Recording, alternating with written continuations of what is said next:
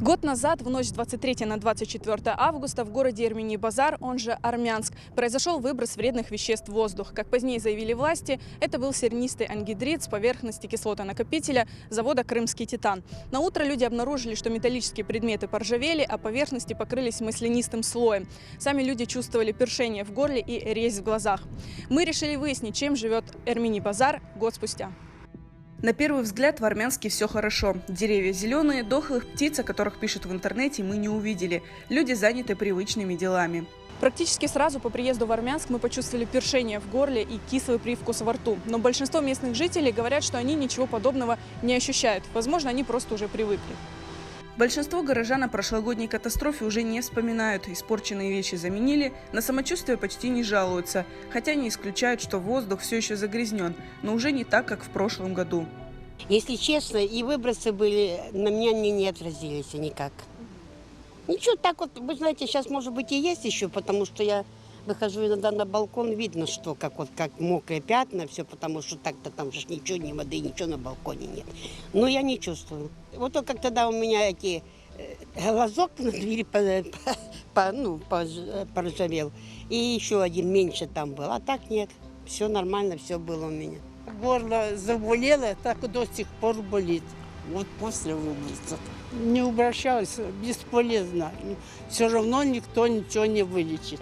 У меня нет никаких симптомов, я не болею, вообще за этот год я ни разу не болела. Для меня воздух нормальный, я не чувствую никаких запахов каких-то. Многие говорят, для меня все отлично. Тогда после выброса было, у нас потемнел, и железные металлические ножки на стульях потемнели. Сейчас пока не было ничего. Мы заменили все, и уже нету. Нельзя дышать, нельзя окно открыть. Я живу вот в этом доме на первом этаже, понимаете? И дышать нечем.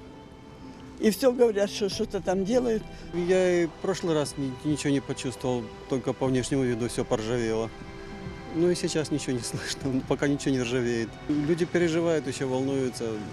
Тоже на запах не слышно, а как оно на здоровье повлияет. Слышал, что продать жилье теперь затруднительно, все стараются отсюда умотать. За год Армянск и Красноперекопск, по неофициальным данным, покинули около 8 тысяч человек. По словам местных жителей, прошлогоднее происшествие сильно отразилось на ценах на недвижимость. Но в агентствах утверждают, что это не так, хотя и говорить на камеру отказываются. Владислав Пивовар, местный активист. В июле он провел 2 пикета в Армянске с требованием начать поставлять воду в Крым, а также возместить горожанам вред, нанесенный вредными выбросами в воздух. Скооперировавшись с первым президентом Крыма Юрием Мешковым, в Армянске планируют открыть офис, куда смогут обращаться люди со своими жалобами. Собранную информацию собираются использовать для подготовки иска в Европейский суд по правам человека. Прошел год ровно после выбросов.